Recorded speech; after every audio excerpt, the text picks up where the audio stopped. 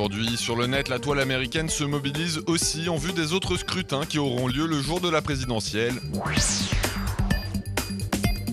En novembre, la moustache devient le symbole de la lutte contre le cancer de la prostate. Et un bébé affronte sa peluche dans un combat épique de kung-fu.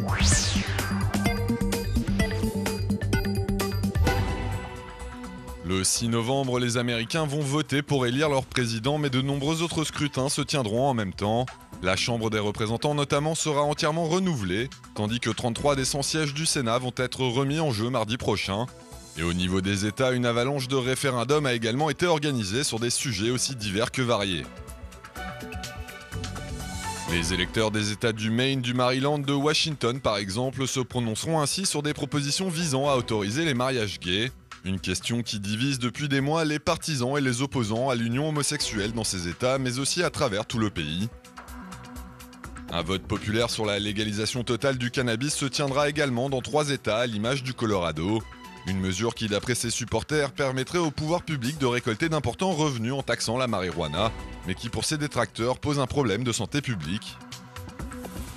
La Californie statuera quant à elle sur l'abolition de la peine de mort dans l'État, une proposition qui là aussi fait débat. Si elle est acceptée, ce sont plus de 700 condamnés du couloir de la mort qui verront alors leur sentence transformée en peine de prison à vie sans possibilité de libération.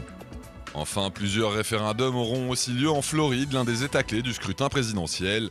Les électeurs y seront notamment appelés à se prononcer sur l'interdiction de financer les avortements avec de l'argent public, une initiative qui a été lancée avec l'espoir de mobiliser les sympathisants républicains. En effet, c'est également pour inciter les Américains à se rendre aux urnes mardi que certains de ces référendums ont été organisés.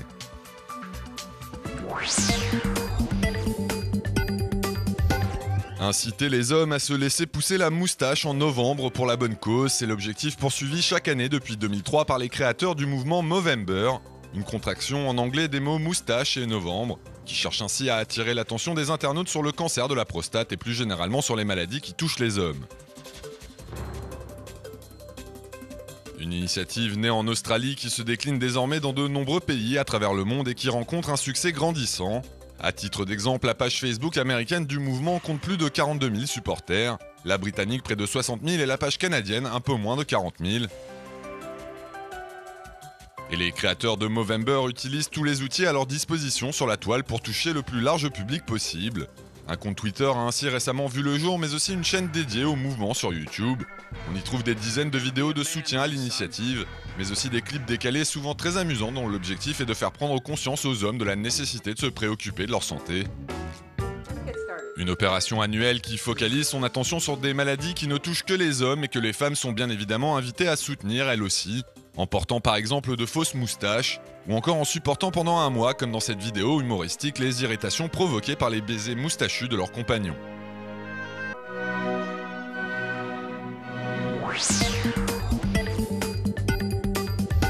La semaine dernière, le Metropole Orchestra d'Amsterdam a invité les utilisateurs de Twitter à composer des symphonies à l'aide de ce piano virtuel. Cette initiative baptisée Tweetphony a été lancée pour dénoncer les coupes budgétaires qui menacent l'institution. Les meilleures compositions d'internautes sélectionnées par un jury ont ensuite été arrangées pour être jouées lors d'un concert qui a été retransmis en direct sur la toile vendredi dernier.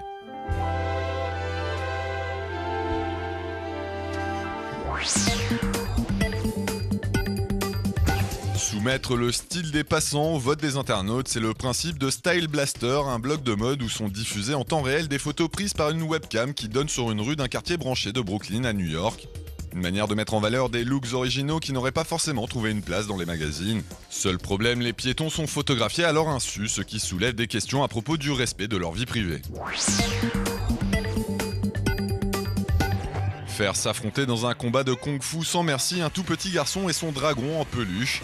C'est l'idée particulièrement originale qu'a eu le réalisateur canadien Patrick Boivin et qu'il propose de découvrir dans cette vidéo baptisée Dragon Baby qui circule depuis quelques jours sur la toile. Un court-métrage qui se présente comme un hommage aux chorégraphies du maître en la matière Bruce Lee et qui devrait amuser à coup sûr tous les amateurs d'arts martiaux.